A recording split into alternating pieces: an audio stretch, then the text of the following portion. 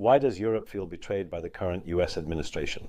And is this the beginning of a deeper shift in global relations? Hello, my name is Ralf Pirzl. I have been involved in business and politics for many years, and today I want to address a growing sentiment across Europe, one that is rarely expressed openly, but increasingly felt.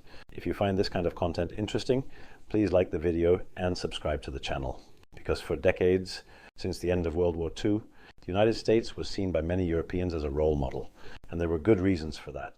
First of all, there was genuine gratitude. Gratitude for the American support in defeating the Nazi regime and helping to liberate Europe, but it went beyond that.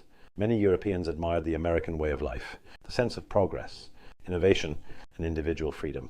In short, the United States was not just an ally, it was a friend, and in many ways, it still is. But even strong friendships have limits, and real friendships allow for honest criticism when something does not feel right. And today, many Europeans feel a growing discomfort. Let me be clear, this is not directed at American society as a whole, it is directed at the current administration, although in a democracy, the government reflects the choices of its voters. Now, one of the most repeated arguments we hear is that Europe has had a free ride under American protection since World War II. But if that were truly the case, then there is a fundamental question we need to ask. Who actually benefited the most after the war, Europe or the United States? Because the reality is more complex, and history matters. During World War II, American support did not initially come for free, especially for the United Kingdom.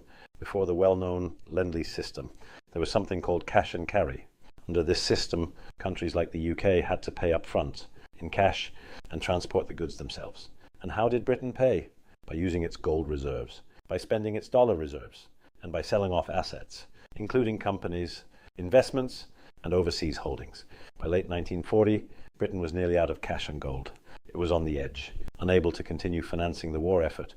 Only then, in 1941, did the system shift to Lend-Lease, which allowed the United States to supply materials without immediate payment. Now, you can debate the fairness of these arrangements. You can debate how they were negotiated. But one thing is difficult to deny. The United States emerged from this period as the dominant global power, economically, militarily, and financially, especially once the US dollar became the world's reserve currency. In many ways, this gave the United States a central role in shaping the global system. But here is the key point. Power comes with responsibility. And from a European perspective, and increasingly from other parts of the world, there is a growing perception that this responsibility is not always being used constructively.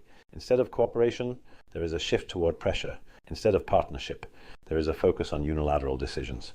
And this is where the sense of betrayal begins. Because expectations were different, the United States still has a choice.